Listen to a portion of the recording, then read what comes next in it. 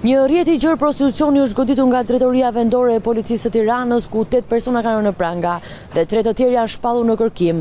Gabriela Martinez është një kolumbiane e cila dyshohet se nga Kolumbia drejtonte këtë grup kriminal, ku krah të djathtë kishte një oficer e policie.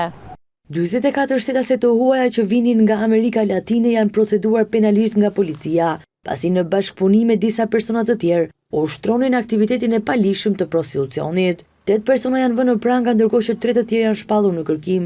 To janë 11 masat e sigurisë që janë ekzekutuar në lidhje me këtë operacion. Anisa Brahaj, 34 vjeç.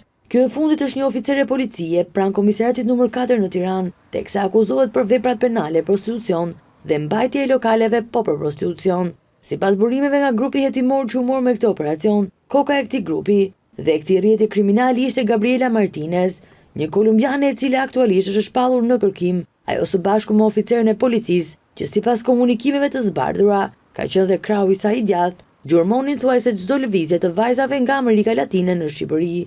Ndërkohë që kolumbiania kishte edhe një njeri tjetër të besuar, sipas hetimeve rezulton të jetë një taksixhi, i cili merre me vajzat si tutor, që i dërgonte asaj parat në Kolumbi përmes Bitcoinit apo bankave të ndryshme. Në Tiranë, vajzat që vinin nga Kolumbia priteshin në Rinas, nga taksixhiu dhe akomodoheshin kryesisht në banesa, që lëshohen me qira ditore në Tiranë, ndërkohë që sipas hetimeve ka rezultuar se në bazë të shërbimeve seksuale që vajzat ofronin, paguheshin nga 200 deri në 250 euro në orë.